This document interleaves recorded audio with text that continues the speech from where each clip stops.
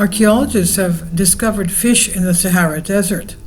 What more is buried under the sand?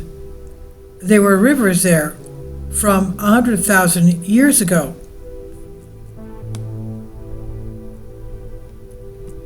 Don Wood writes the discovery of fish in the Sahara can help scientists to understand why this once grassland ecosystem turned into a desert.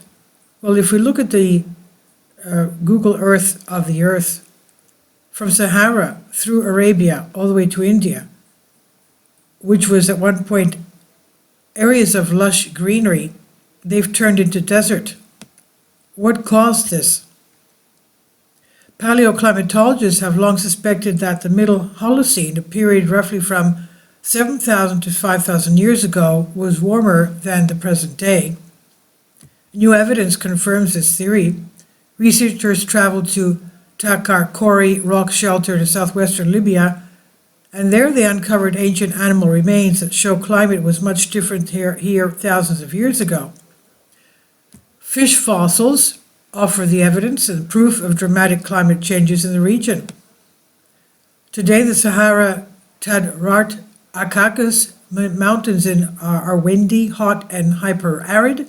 However, the fossil records show that for much of the early and middle Holocene, this area was humid and rich in water and life as well, with evidence of multiple human settlements and diverse fauna. Animals, that is. Rock shelters within the Tadrart Akakas Preserve not only they find significant flora and faunal remains, but also significant cultural artifacts and rock art due to early Holocene occupation of these shelters.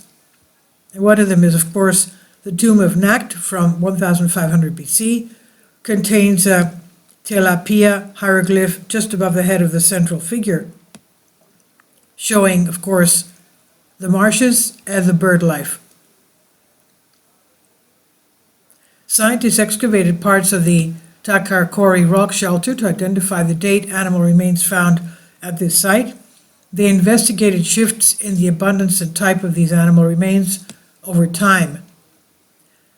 The fish remains made up almost 80% of the entire find overall, which numbered 17,551 faunal remains, totaling 19% of what these mammals remains, with birds, reptiles, mollusks, and amphibian remains the last 1.3%. All of the fish and most of the other remains were determined to be human food refuse that is, due to cut marks and traces of burning. The two fish genera at Takarkori were identified as catfish and tilapia. Tilapia was the ancient Egyptian symbol of rebirth, and the fish was associated with goddess Hathor. And this is the tilapia hieroglyph of the tomb of Nakht from 1500 BC showing this. And based on the relative dates for these remains, the amount of fish decreased over time from 90% of all remains 10,200 to 8,000 years BC, and we know that is the younger Dryas period. Something happened in the Earth. A lot of their series that we had a comet impact at that time.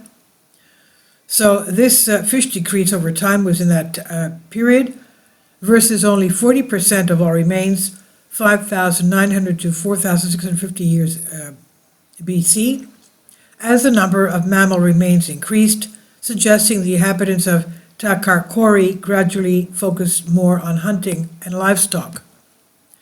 Researchers also found the proportion of tilapia fish specifically decreased more significantly over time, which may have been because catfish have accessory breathing organs, allowing them to breathe air and survive in shallow, high-temperature waters. This discovery offers further evidence that this now desert environment became less favorable to the fish because of the aridity increase. And according to scientists, the study reveals that ancient hydrographic network of the Sahara and its interconnection with the Nile provided crucial information on the dramatic climate changes that led to the formation of the largest hot desert in the world. Takarkori rock shelter has once again proved to be a real treasure for African archaeology, and beyond that, a fundamental place to reconstruct the complex dynamics between ancient human groups and their environment in a changing climate.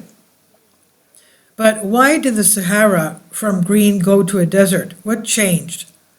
A major climate change took place in ancient times, some thousands of years ago, when this vast area was fertile grassland. Most scientists believe the Sahara dried up due to a change in the Earth's orbit, which affects solar insolation, or the amount of electromagnetic energy the Earth receives from the sun. Or, to use simpler words, insolation refers to the amount of sunlight shining down on a particular area at a certain time. It depends on factors such as the geographical location, time of day, season, landscape, and local weather. So what caused the Green Sahara to become a desert is still an open question. Archaeologist Dr. David Wright from Seoul National University has now put forward a controversial theory suggesting that humans turned Sahara into a desert.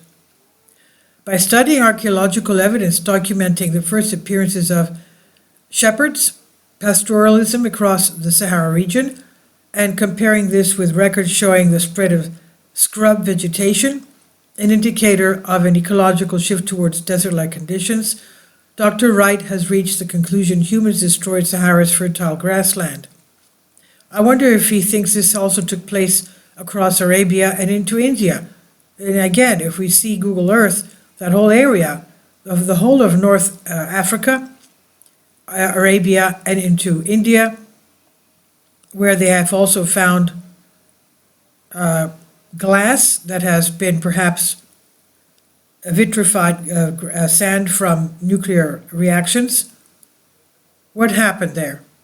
Now, in East Asia, there are long-established theories of how Neolithic populations changed the landscape so profoundly that monsoons stopped penetrating so far inland, Dr. Wright says. He points out evidence of human-driven ecological and climate change has been documented in Europe, North America, and New Zealand. Wright believed that similar scenarios could also apply to the Sahara. The ancient secrets under the sands. There are many ancient secrets buried under the sands of Sahara. Scientists suspect there are large amounts of water under the sand. Scientists discovered huge ancient river systems, and you can see these on the map here. They're tributaries as well, the flowing rivers across the Sahara Desert 100,000 years ago, where rivers flowing across the Sahara during the last interglacial implications for human migration through Africa. So there are many ancient secrets concerning the Sahara. As scientists suspect there are large amounts of water under the sand. They've discovered huge ancient river systems buried that may have created viable routes for human migration across the Sahara to the Mediterranean area about 100,000 years ago. I guess they were also using these rivers for navigation, their boats and ships. There are most likely also ancient remains of cities hidden beneath the sand.